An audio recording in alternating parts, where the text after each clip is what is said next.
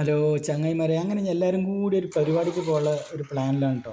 നാട് ഒന്നാകെ അങ്ങനെ ബസ്സൊക്കെ എത്തിയിട്ടുണ്ട്. ബസ്സിൽ കുറേയൊക്കെ സീറ്റുണ്ട്, സീറ്റില്ല, അങ്ങനത്തെ ഇങ്ങനെ നിലയിൽ ഇങ്ങനെ ഇരിക്കുന്ന നേരത്താണ് ഞങ്ങൾക്കൊക്കെ സീറ്റില്ലാതെ പുറത്തിരിക്കുകയാണ്. അങ്ങനെ ആലോചിച്ചിങ്ങനെ ഇരിക്കുമ്പോഴാണ് നമ്മളെ റാസിപ്പ കുട്ടിനായിട്ട് വന്നത്. എടാ ബസ്സിൽ സീറ്റിൽ എന്താ കാട്ടുക? ഞങ്ങൾ പറഞ്ഞത് കുട്ടിനെ ഒക്കത്തിരുത്തെ ലൈൻ ബസ്സത്തെ മാതിരി ആരെങ്കിലും ഒക്കെ നീച്ച് തരുമെന്ന് പറഞ്ഞു. അങ്ങനെ പാട്ടും കൂത്തൊക്കെ ആയിട്ട് എല്ലാവരും പുറപ്പെട്ടു.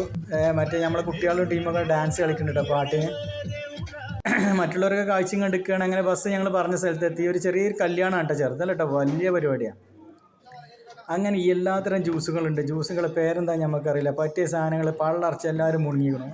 അതിൽ എല്ലാവരും തിന്നുകണം. പക്ഷേ ഭക്ഷണം കഴിക്കാൻ നേരത്ത് പള്ള ഫുള്ളായപ്പോൾ ആർക്കും പള്ളിയിലാണ് കൊള്ളണമില്ല. കുട്ടുകാരൊക്കെ ദമ്മ് കണക്കിനാണ് സാധനം കുടിച്ചിരിക്കുന്നത്. പക്ഷേ സാധനം എന്ന് പറഞ്ഞാൽ ജ്യൂസ് കിട്ടോ. മൊറോക്കൻ ചായ ഉണ്ട്, സൗദി ചായ ഉണ്ട്, ഫിലിപ്പീനി ചായ ഉണ്ട്, പിന്നെ മൂച്ചിൻ്റെ ഇട്ട ചായ ഉണ്ട്, പച്ചക്കറി കൊണ്ട് ചായ ചടിച്ച എല്ലാത്തരം ഐറ്റംസ് ചായകളുണ്ട്. പക്ഷേ ഏതെടുക്കണ്ടിച്ചില്ല, ചായയും കടിയും പൊരിച്ച കടിയും പോരാത്തിന് ഐസ്ക്രീം, ഉപ്പിലിട്ടത്, നെല്ലിക്ക, മാങ്ങ, ചേമ്പ്, ചേന മുഴുവുണ്ട്. അത് മുഴുവൻ വാരി കുട്ടികൾ തിന്നും ചെയ്ത്. അങ്ങനെയാണ് കല്യാണത്തിന്. പിന്നെ പള്ളറച്ച് ചോറുണ്ട്, എന്താ പലതരം ചോറാണ്. അപ്പോൾ അതൊക്കെ കേട്ടപ്പോൾ കുട്ടികൾക്ക് തിന്ന് കുടിക്കുമല്ലോ എന്ന്.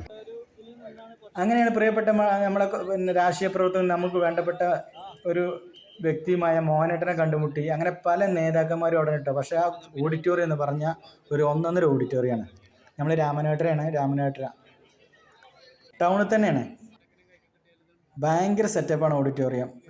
എല്ലാ ഫങ്ഷനും നടത്താം, പരിപാടി നടത്താം, യോഗങ്ങൾ നടത്താം. അങ്ങനെയാണ് ഞങ്ങൾ എത്തിപ്പെട്ടത്. അങ്ങനെ എല്ലാവരും അവിടെ ഓരോ കഥകളും പറഞ്ഞിരുന്ന് സ്ഥലങ്ങളൊക്കെ കണ്ട് കാണാൻ കുറേ ഉണ്ട് കേട്ടോ. ഭയങ്കര രസമാണ്, മ്യൂസിയം പോലെയാണ്, കാണാൻ പല സ്ഥലമുണ്ട്. അങ്ങനെ ചോറിന് വരിക്കുകയാണ്. പിന്നെ എന്താ പറയുക, അപ്പോൾ കൂടുതലൊന്നും പറയില്ല, കാരണം അങ്ങനെ വരി നിൽക്കുകയാണ്. ചോറ് കിട്ടുമോ കിട്ടൂല ആ അതിലാണ് പലരും വരുന്ന ചോറ് വാങ്ങിക്കൊണ്ടേ ഇരിക്കുകയാണ്. അങ്ങനെ ഞങ്ങൾ പുറത്തെ കാഴ്ചകളും ഇതൊക്കെ കണ്ടിങ്ങനെ നടന്നുകൊണ്ടിരിക്കുകയാണ്. കുറേ കാണാൻ കേട്ടോ. പഴയ ഒരു എന്താ പറയുക, എന്താ അറിയില്ല, ഒരു കൊട്ടാരം പോലെ, കൊട്ടാരമല്ല, ഏതായാലും കാണാൻ അടിപൊളിയായിട്ട് ഒരു വില്ലകൾ പോലെ ഇങ്ങനെ ഓരോന്നോരോന്ന് ഉണ്ടാക്കിയിരിക്കുകയാണ്. ഇങ്ങനെ പല പല ഐറ്റംസ് റൂമുകളും ഹാളുകളും വരാന്തകളും കാണാൻ കുറേ ഉണ്ട്. അപ്പുറം കായലുകളൊക്കെയാണ്, അതും കണ്ട് ആസ്വദിച്ച് നടന്ന് ഞങ്ങളങ്ങനെ ഭയങ്കര സെറ്റപ്പ്. ഏക്കറ കണക്കിനാണ് കേട്ടോ.